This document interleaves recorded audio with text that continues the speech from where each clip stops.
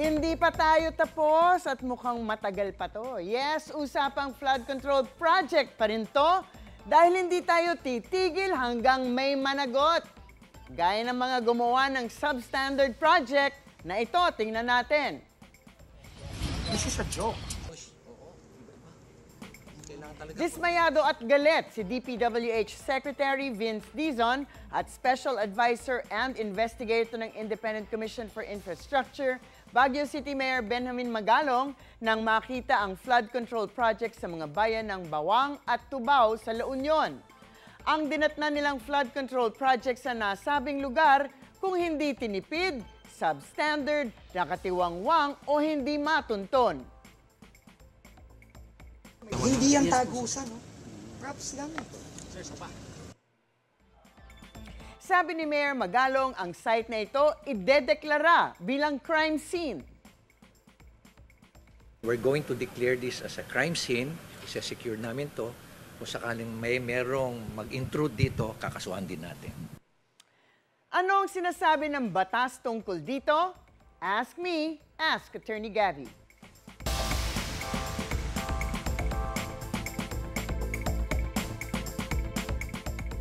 Attorney, ang mga tao ngayon nagiging parang investigador na rin at kanya-kanyang silip o pag-post online ng project sa mga lugar nila. Dapat lang. Ano bang ibig sabihin kapag idineklarang crime scene ang isang lugar? Ibig sabihin ba hindi na ito pwedeng basta-basta puntahan ng kahit sino? Well, sa ating batas, wala namang nakasulat na eksaktong definition ng crime scene sa Revised Penal Code o sa kahit na anumang batas. Pero sa practice ng law enforcement, gaya ng PNP at NBI, ang crime scene ay isang lugar kung saan may naganap o pinaghihinala ang naganap na krimen at kailangan protektahan ang ebidensya. Kapag idineklara ng mga otoridad na crime scene ang isang lugar, pwedeng i-restrict ang access para hindi matamper, manakaw, masira ang ebidensya. May kapangyarihan ng pulis na i-cordon at i-secure ang lugar as long as necessary habang kinakailangang suriin at siguraduhin ang ebidensya. Of course, sanay tayo na pag sinabing crime scene, may murder, homicide, sunog, aksidente na nangyari.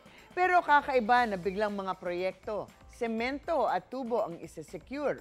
Halimbawa, sabi ni Secretary Dizon, dapat ay 2 metro ang tubo na ginamit sa isang flood control project.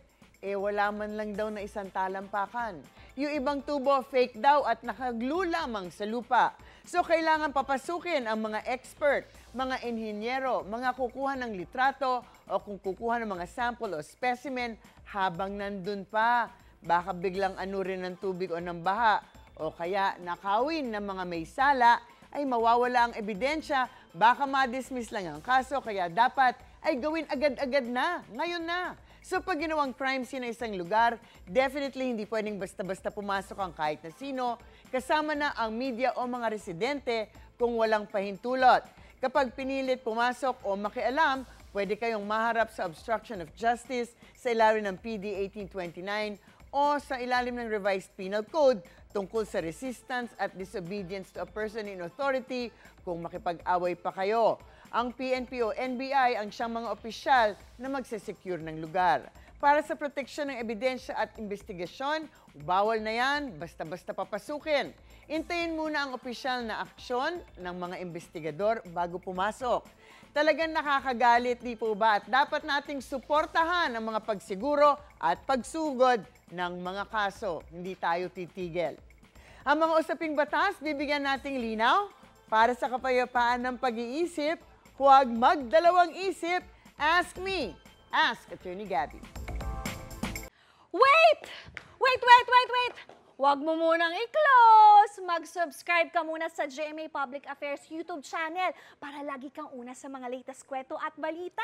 At syempre, i-follow mo na rin ang official social media pages ng Unang Hirit. Thank you!